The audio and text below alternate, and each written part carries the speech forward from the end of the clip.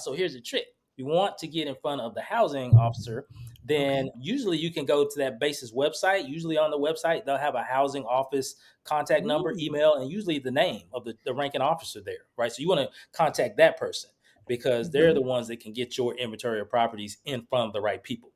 Hello, hello. My name is Dr. Rachel Gainsbrugh, and I am obsessed with all things short term rentals, revenue streams, and helping you navigate your career, real estate, and your busiest and most wonderful seasons of life. So grab your coffee, get comfortable as you get ready to learn and grow with me.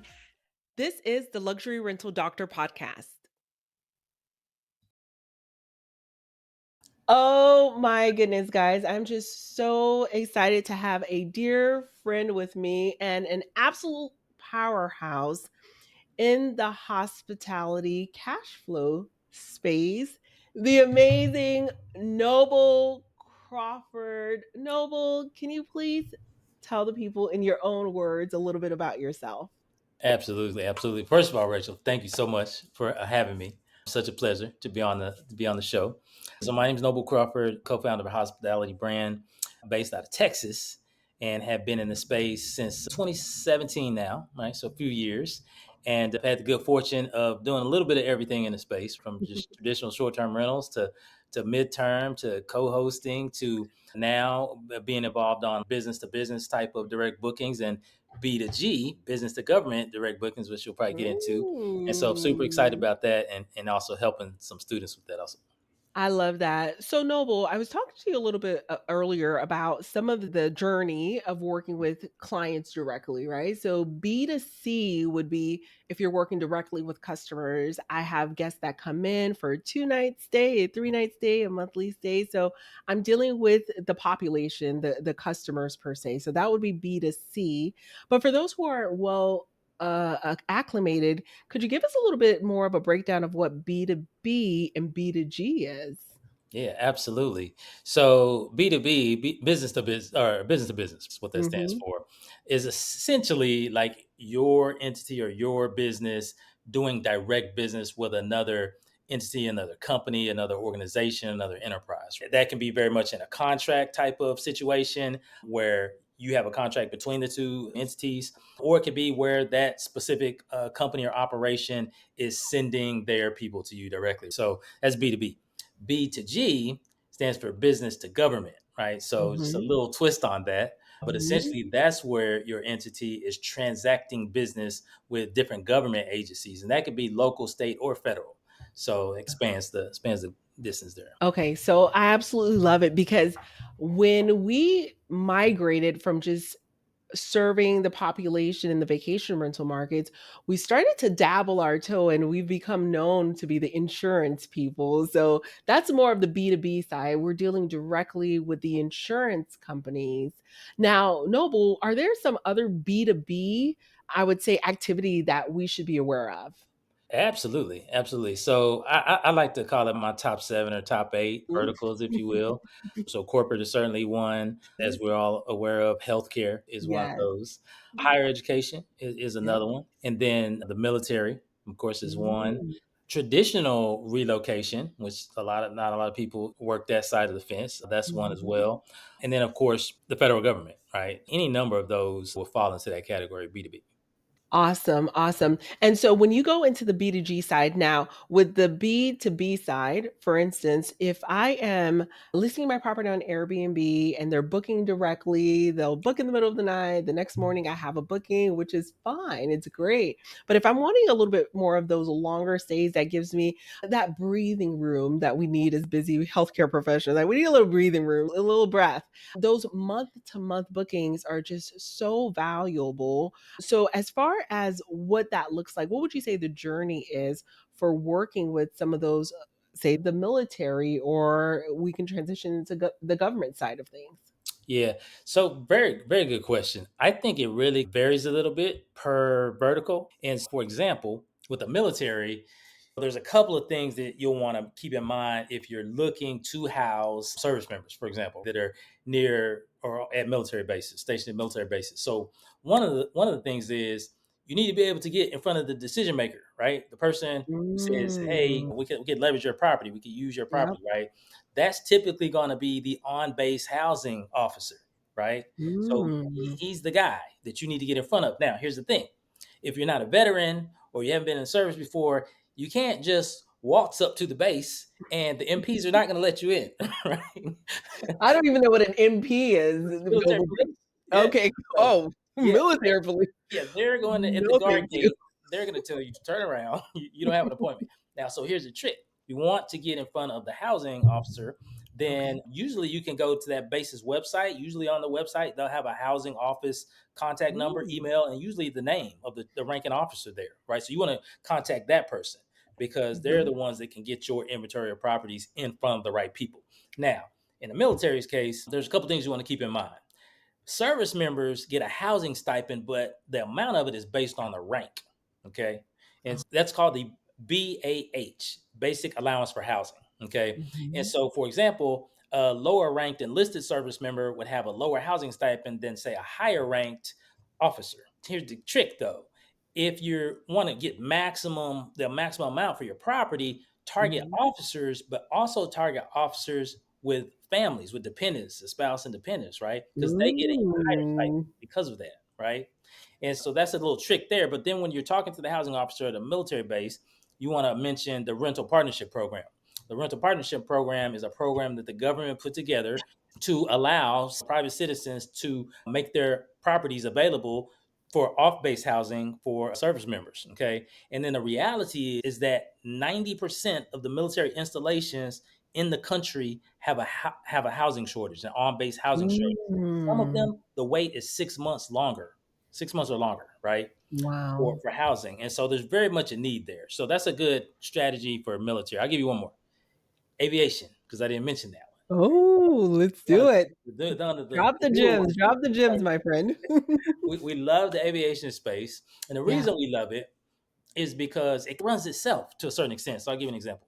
Basically, we cater to pilots and flight attendants, Mhm. occasionally like a mechanic or something like that, but mainly pilots and flight attendants that are stationed in a city that is not their city of residence. Okay. And so here's how it works. So when pilots and flight attendants, when they're out flying their active routes, typically they're working multiple days at a time, right? Sometimes 4, 5, 6, 8 days, whatever, in a row. And so when they're working their active routes, they'll stay overnight after they've exhausted their available hours for the day. So like at the 14-hour mark, they can't Mhm. work anymore. So then they'll have a layover, right, in whatever Mhm. city that they're in. Okay. And so when they have those layovers, those are done in traditional hotels under hotel contracts, right? So the flight attendants and pilots union, they'll vote every few years and say, these are the hotels we want to stay at. Okay. So those are contract opportunities. However, when they are not working their active routes and they have their off days, but they still need to be close to base, or they may get called in, or they may be on call or something like that, they need a place to Mm. stay. So those places are called crash pads. It's an industry term for it, called a crash pad.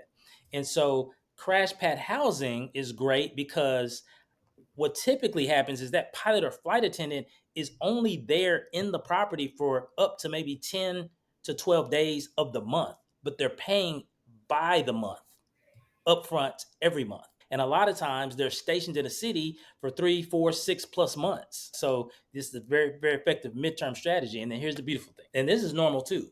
In the aviation space, these crash pads are basically bed rentals. So they're not even room rentals, they're rent by the bed, right? Oh my By the goodness. month. And they're bunk situations. So like a hostel, right? Yeah, And yeah, so when I first heard of it, I was like, okay, that's weird. But then I learned that is very common, going back decades, decades, decades long, for yeah. flight attendants and pilots. And so we love that model. Runs itself, nice profit margins, the whole 9 yards. Oh my goodness. Okay, so Noble, like I think my pencil broke from the notes that I was taking on this because this is so good. You gave us the military play, you gave us the buy the bed rental and the crash pad play. And it makes sense because if I'm going to be staying in a place temporarily, I don't necessarily want to rent out an entire house. I have my house and I have my own bills that I need to pay for, and it's a situation where all of the, I would say, the entire community within the property, they're very well aware of the nuance of that industry. So you have all aviation personnel living there, so they get it. I absolutely love that idea. Now, Noble, with short-term rentals, I can turn it on like this and it's on. I remember the first time I made money while I was sleeping with Airbnb, and it was like a hit. I felt like, okay, I'm addicted to this. But after a couple of years, it's like, okay, how do I get a little bit more length of stay? And it does require for our insurance, it does require putting a little bit of work into it to make sure we've got our listings in the right places. We will get the inquiry, but it's not like they're just checking in the middle of the night. That's not very common. So, what would you say the outlay is? What's the workflow to getting that first? Let's start off with government contract. Okay. You know what? No, let's start off with the military. What are the first three steps that I need to take? Because you said I can't just drive up, the MPs are going to get me. I need to have my ducks in a row. Do I need credentialing? What are a couple things that I need to be thinking about if in the next 6 to 8 months this is a population that I want to serve? Yeah, excellent question. So, a couple of things. One, you very much want to be presentable when you are speaking with or sending information to the housing officer. So, what do I mean? Mhm. We would all expect in the normal course of business with STRs, MTRs, you want to have your property photographed properly, right? You want to be able to Oh my visually goodness, show yes. this is what I have available. If you Mhm. have a floor plan, if you have whatever the amenities are, like all the things, right? So, what I typically use and recommend using what are called property cut sheets. So a property cut sheet is Ooh. simply like a 1 or 2 page full color PDF with all the information about the property on it. So somebody can quickly look at it, get a good idea. They have the website, they can go view it, all the things. So that's extremely helpful because a lot of times these housing offices, they operate differently. They don't all operate the same. So the housing officer has a discretion about how he's going to list your property. It could go on a board in a break room in the housing office. It could they may have a separate website, right? And Yeah. that exists as well, where they'll say, okay, go list it Interesting. here. And so wherever that's going to show up, you want to put your strongest foot forward, right? So make sure Yeah. you have all your marketing material, I should say, is in order. Mhm. Okay. And then once you start having leads come in, you very much can decide who you want to take into your property. So they may send you a lower ranking a listed person, right? It's a single individual, but you may want more revenue than that out of the property. So you Always. yeah, you get the freedom of dictating, but always have in Mm. mind what price point do you need to be at. And then you Yeah. can look up the basic allowance for housing rate. You can Google that BAH rate and then your city or whatever, and you can look that up. Now, here's the kicker. I'll give you an example. So let's say you have a higher ranking officer and they have a housing stipend and it's $4,500. Okay. But Mhm. let's just say a fully furnished 4 bedroom for him, his spouse, the kids, the dog, whatever, let's say that's going closer to 6,500 or seven or whatever it is. It's not uncommon for someone to look at, oh, the basic allowance for housing is not going to pay enough. I need more money than that. And then they just skip on down the road. The reality is this, though, it's typically not the service member that's making the final decision. It's usually the spouse that stays at home. It's going to be the one that's Mhm. there every day with dog that's saying we want this one because that stipend is just that. It's a stipend Yeah. that offsets their housing expense. They frequently pay Mhm. more than that because they're getting that housing allowance every month. So I would say keep That's that in awesome. mind when you're looking at basic allowance for housing rates based on what you're looking to charge in your area. Don't necessarily discount your price because a lot of times they'll select your property based on the photos, based on the market material, that sort of thing. So you'll want to do that, be aware of the rates. And then the last thing is the departure process is a little different, right? So when the Okay. is up with the government, if you're housing service members or things like that, they could get a duty transfer at any time. Yeah, you have to be a little bit fluid about Yep. letting them end the lease, right? So Okay. typically they'll give you a 30-day notice and there's with no penalty and that sort of thing. So you have to understand some of those little nuances. But outside of that, it's pretty straightforward. It's not too much different than a midterm or a long-term rental. I love that. I love that. And it does sound like they're looking for furnished accommodations mostly, Oh, Noble? absolutely. Okay. Yeah, Okay. absolutely. There's just not enough furnished. There's plenty of unfurnished, right? Mm-mm. But that's not That's right. always the best scenario. And a lot of times they don't want to be schlepping their furniture from base to base around the country, right? And so the best Right. options, yes, absolutely. So that takes me to my next question. Then what is the length of stay expectation? I'm sure it varies, but what would you say is the most Yeah, common? it's not uncommon for it to be 6 months or more. Sometimes they'll hit a year or more, right? Oh my goodness. Yeah, so it just depends on particular service member, what their job is, their 9 to 5 on base, what their job is, and how likely they are to be transferred in that position. But it can vary Awesome. between several months to a year or more. Okay, so you know me, I'm always looking for the return on energy as well. So that 6 months sounds like the pocket of rest that quite a few of our members are looking for. Okay, so let's shift gears a little bit, Noble, because this is turning into a masterclass, I feel like. So what would you say for the government contracts? What are 2 or 3 things that we should be thinking about if we are looking to put our best foot forward and prepare for that for the next 6 months or so? And I do want to congratulate you on your newest episode on Bigger Pockets. By the way, guys, definitely have a listen to that. Noble, we have a celebrity in the house as well. So, yeah, can we talk about that, Noble? Yeah, absolutely. That's a good question. So the government is very unique. It's a love-hate relationship you have because just like the IRS is a pain to deal with, done effectively, you might not have to pay taxes. So You're that's right, the unless that first thing. cost segregation study is coming in hot. Yes. Exactly. And then So they owe you money. Yes, that exactly part. that part.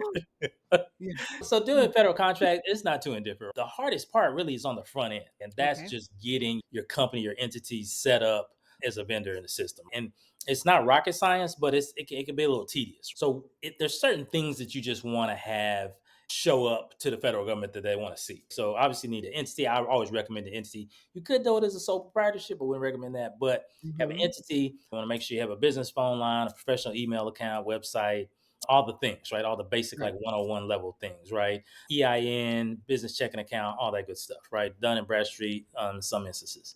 Mhm. Then, after you have all that stuff set up, and then you go through the application process, which is done online at sam.gov, like Uncle Sam, so sam.gov. So that process is done online. Mm. It's done in 2 steps or 2 phases, I should say. The first Mhm. phase is they're validating your company information to make sure what the IRS has and what the Secretary of State has in your state matches, right? And based on what you input into their application system, right?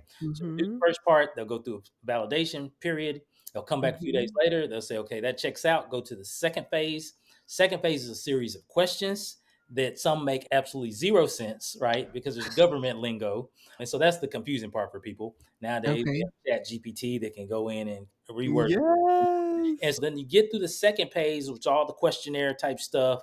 And Mhm. then they issue you what is called a cage code. That's just an identifier every entity gets issued by Department of Defense. Okay. And Mhm. once you get your cage code, you have your UEI, which is your unique entity identifier from step one, your cage code from step two, then you're ready to go. You're officially in the system as a vendor. So that's step one. After that, then you're able to then go after all the multitude of opportunities, right? That's really Mm. where it gets fun, right? Because then you're able to not only go after active bids or solicitations that are in the system, but then you can start to cultivate those relationships with agencies and agency personnel that can yield you awards without you ever having to bid for them. This business isn't too indifferent than most, where a lot of it can be built based on relationship. So basically, the bid process, you want to find the opportunity, okay, and there's a lot to choose from. Once you choose your opportunity, then you want to, depending on the opportunity, then you want to find the property that's going to support it, okay. So I'll give you an example. I'll give you a quick example. There are corporate furnished apartment type opportunities or corporate housing opportunities, right? Mhm. And so the bid may call for, we need 20 X number of 1 or 2 bedroom units, right? And so what I teach my students to do is to then go out and say, based on the scope of work, which is the document that they provide that you're going to use as a bid format. Based on the scope of work, you then go out and find that inventory. So it could say, we need 22 bedrooms. We need them to be in a 10-mile radius of this base. Okay. And Okay. so you can go to apartments.com, for example, Okay. and you can use Google Maps, apartment.com, and you can find the top 10 properties that have all the amenities that they say they require, parking spaces and the whole 9 yards. And then you want to shortlist those. Okay. Mm. And so the idea is you're going to be reaching out to all of them. Okay. And so you create your little leads list of apartments that you're going to be calling on. So then Mhm. you start dialing up those communities. You're going to typically be talking to a property manager if it's a larger complex, obviously. In Mhm. some cases, the owner if it's a smaller one. And so Mhm. the idea is you want to, one, find out if they have availability, first and foremost. Okay, Right. because that's the most important thing. Secondly, if they have availability, you want to let them know that you're looking for a multifamily community to partner with on this opportunity that you have with a federal agency, right? Where they're looking for long-term housing. So Mhm. that speaks to many things that multifamily owners care about. One of them is occupancy rate, right? They want to Yeah. keep it at 95% or more. Below that, then that piques their interest. Another one is what type of tenant are they housing? The federal employee, the federal contractor, the federal service member, they're vetted at a much higher level than the traditional tenant that's just coming in for 12 months, right? And so then that's not an issue. They're not worried about the type. They have the safest, most highly vetted type of tenant in their Yeah. property, right? Yeah. Typically, they want to worry, they have a concern, is the rent going to be paid on time and in full, right? It's a governmental agency. So not only, yes, to that first question, but they also have this guaranteed payments, right? Mhm. So it's very much guaranteed because it's federal government. So it checks all of these boxes that property owners like. So you're basically getting them to buy into the idea of partnering with you in this endeavor, right? Once you do that, then you want to get down to negotiating the rent rate or the concessions, right? So sometimes they won't lower the rate, but they'll give you that first month, 6 weeks, 8 weeks free up front, which you very much want, right? Here's Mhm. why. Government agencies typically pay 30 days in arrears. Okay. So you don't Mm. want to float a whole month of 30 units on the front end, right? Time Mm. that when you're getting paid from the government or even a little bit later.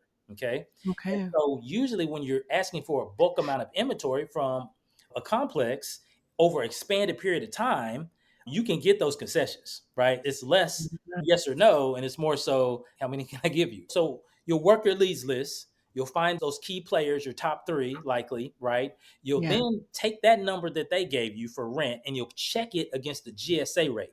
The GSA rate is the Government Services Administration rate. That is a nightly per diem. Okay. So the complex is Mm. giving you the monthly rate, but you're getting paid on a nightly basis, like a hotel would. And so when Love you check that. that GSA rate, you're looking to see what's the spread. And the spread can be sizable per door. Sometimes I've seen 2,500 a door, sizable per door. So then you get into multiple units with a sizable spread per door. And that's where it starts to become a high revenue type of opportunity. So then you take all your information, create your bid proposal package, and get it submitted by the deadline, right? And then it's rinse and repeat. Okay, I love that. So walk us through the Noble. Once we submit it, say it's approved, and I know you have some recent live case studies of some students in the community who had some wins. What do those numbers look like? I just need the audience to gauge what we're talking about. I like big numbers already on the short-term rental side and midterm rental side. What do those numbers look like with the government side? And what's the take home look like on the what would you call us the bidder? Or what is the civilian person who's putting in all the work? What is that even called? Yeah, so the vendor would be us in that case. Right. The So vendor. Okay, got yeah, it. yeah, we're the vendor or the contractor. So I'll Okay. give you an example. So we had a Yeah. student that was going after opportunity. This agency Mhm. said it was a Department of Justice was the department. This agency said, "Hey, we have a need for hundreds and hundreds of doors, right? But in order for you to be able to participate in this bid, you have to bring a minimum of 50 doors to the table. Okay, so if you can't bring 50 doors to the table, we won't look at your proposal. Okay, so what we did, what would initially was called for was hotels. So in the scope of work, Mm. they specifically call for hotels. Okay, Interesting. yeah, and you'll see that. You'll see that happen. However, because this person had been in the STR space and that they knew that that was a superior product compared to a hotel room, obviously, we said, hey, we want to pitch hotel. We want to pitch furnished accommodation, furnished corporate rentals. And so we basically negotiated with a new development community, okay, that was in a lease up phase, right? Where we said, we know you guys are Ah. looking at, you're in phase one, finish out, you're looking to lease up these units as fast as possible. We have an opportunity that's going to bring 50 immediate doors to the table and over the next 5 years. Of course, they raised their hand. They were like, absolutely. Like, we want to participate in this. And so then this is what we did. So we looked at the GSA rate for that area. So that specific area was in Alabama. of all places, right? But it was in Alabama. Wow. It was in Huntsville, and so Oh, people. my girlfriend, she's an astronaut out of Alabama. Yeah, NASA got some stuff happening out there. Yeah, there's a lot of governmental Yeah. action out there. And so for Okay. people that are following along, you can Google this. Like you can Yeah. Google GSA lodging per diem, right? And it take Okay. you to a GSA General Service Administration website. You can put in the state and the city, and then you can click. There's a button that says find rates. You can click find rates, Nice. and then it'll tell you what the GSA rate is for that specific area. And so once you have the rate, let's just say for the sake of argument, the just for round numbers, let's just say the rate is $100, right?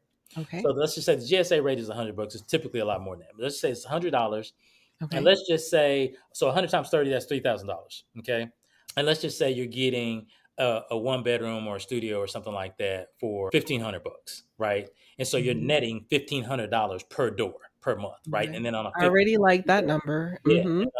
on a multi-unit deal, do Yeah. the math. So this one penciled out to be a total of 150 doors, 77 of which are actively being used.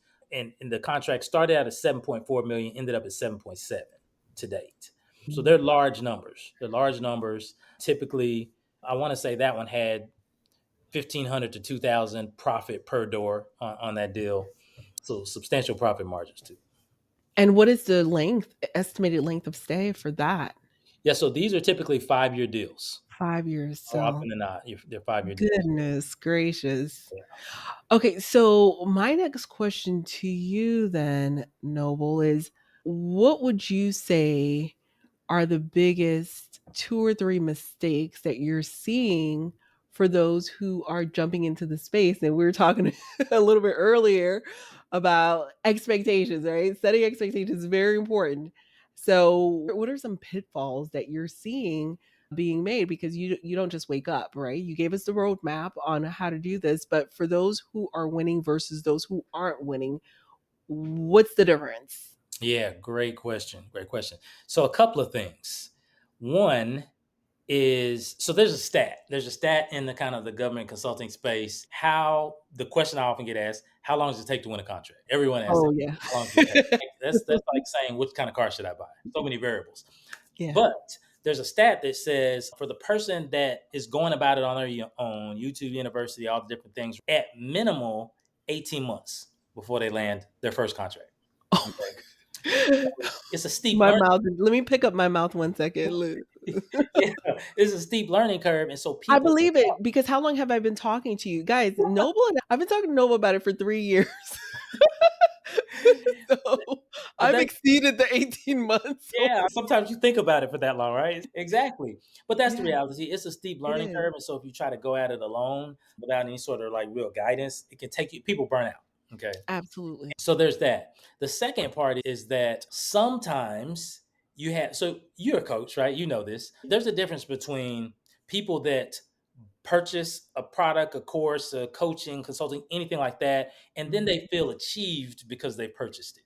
Oh But my there's goodness. not enough, Yeah. there's no action backing up the purchase. And Mm. so then there's no results that come with it. And so where I see the biggest wins and the most frequent wins are my action takers. Like Yes. killing it because Are they money makers. I say action takers are money makers. boom, that I love that. I'm still in that.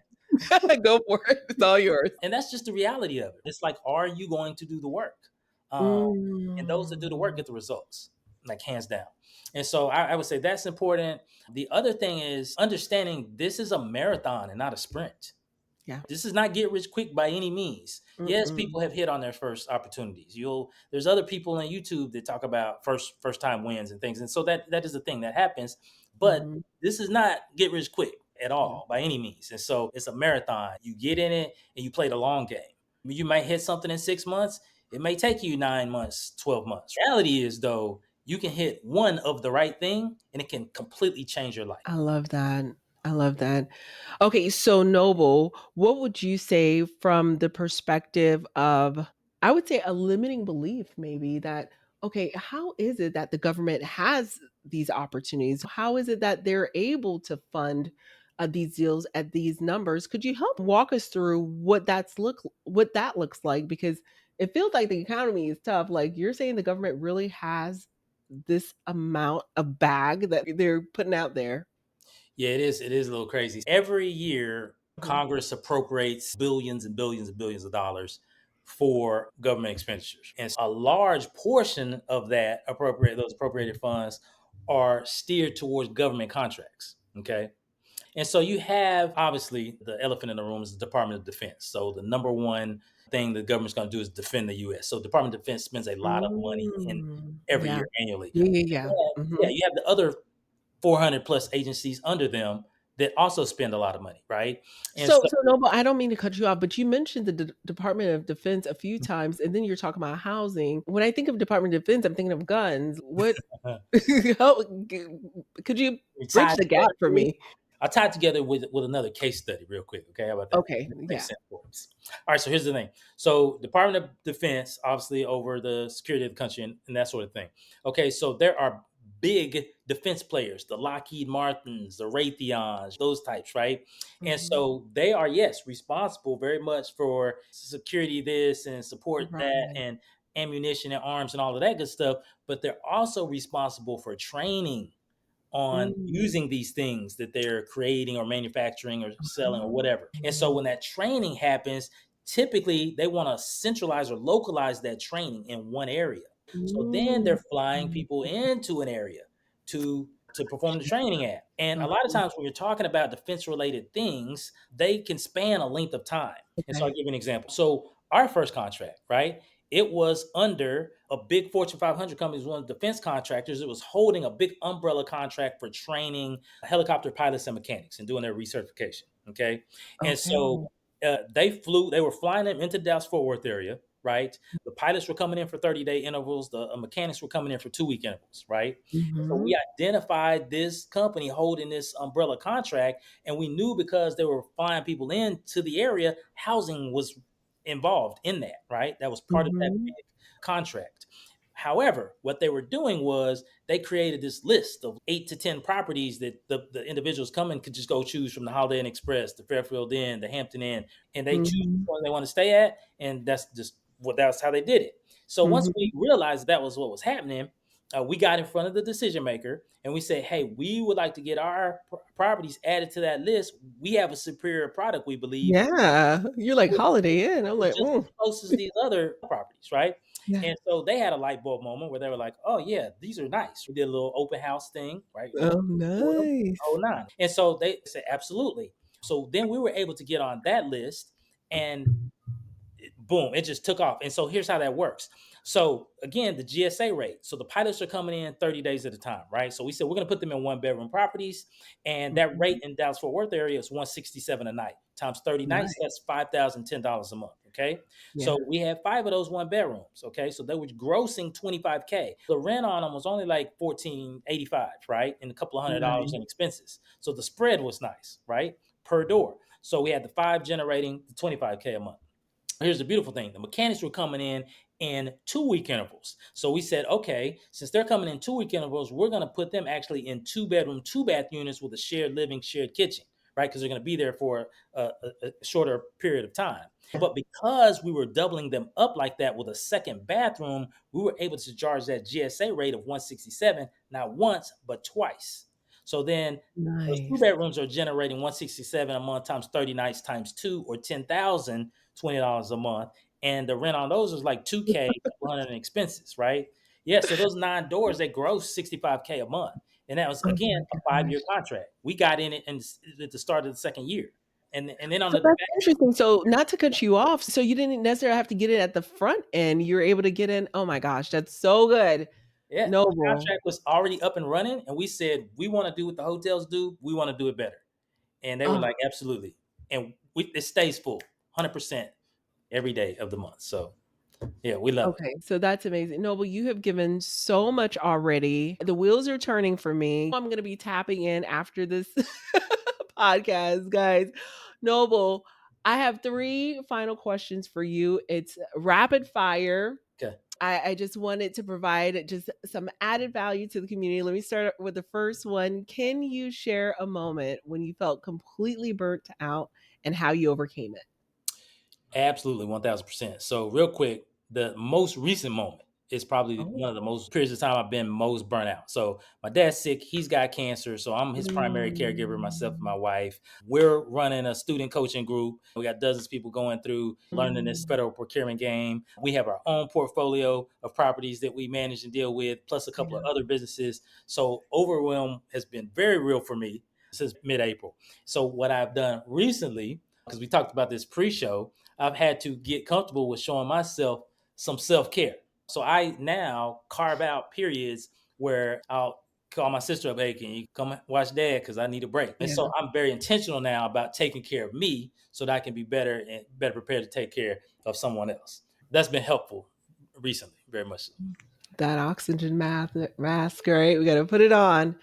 Absolutely. Question next up is what's a book, Noble, or a resource that completely changed your perspective on life or on work?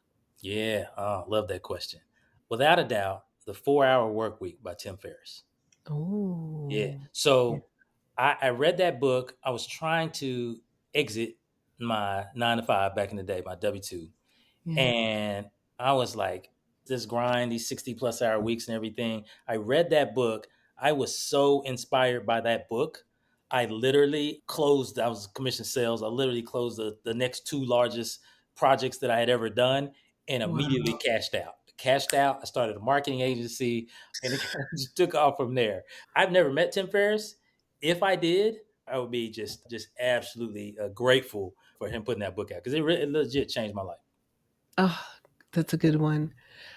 Last but not least, what's the craziest real estate story that you've heard or experienced? I can tell you about one that I've experienced. Okay, so it was one of our early on short term rentals. So we're hosting this. They were hosting this couple, Mhm. and the wife's pregnant, and Okay. they were staying for a couple of weeks or whatever. And the husband, I don't remember the reason they were staying, but the husband was gone during the day or working or something, and he would come back in the evening. We found that after the fact, but the wife went into labor at the house. Shut Um, yeah, up. went into labor at the house, ended up calling a relative who came over, but she delivered at the house. Now, here's the thing. Oh my So she gosh. delivered at the house just with her sister-in-law or whomever it was that came over. But then, like all the afterbirth and stuff Oh. in the living room, in the carpet, and all the stuff. And so, like that, I didn't know what to do, and I was in charge of operations. And Elke's looking at me like, I don't know what you're gonna do about that. With that, right? And so I'm calling this environmental company. I'm like, That biohazard is. yeah. Like, so that's probably one of the wildest things. She had a successful birth, Oh, thank goodness. with a little girl. So, we Oh my gifted her with all kind of stuff, and so it was a whole thing. But that is probably one of the wildest things that we have experienced in all of our hosting. Oh, that is wild. That is I Yeah. was not expecting that. Noble, this was such an enlightening session. I know that we're pushed for time on this podcast interview, but I would love to invite you back on the insider side so that the members of our community can get to interact with you. Not only are you a wealth of knowledge, Noble, I talked about you all the time behind your back, all good things. And I tell people how much I consider you and Elkie just amazing humans and just a person of integrity. So tell the people, know how can they get in touch with you? Thank you so much, Dr. Rachel. I appreciate you. I'm a huge fan. Like, you have no Oh, idea. please. I am for real, for real. Oh, But thank you, friend. yeah, absolutely. So yeah, the best way, easiest way to reach me is either on Instagram. My handle is noble.crawford. The number three, or you can check out my website, which I just launched, noblecrawford.com. So you can go you can Oh, go check me out there. I got some things on there. But yeah, either one of those ways. awesome.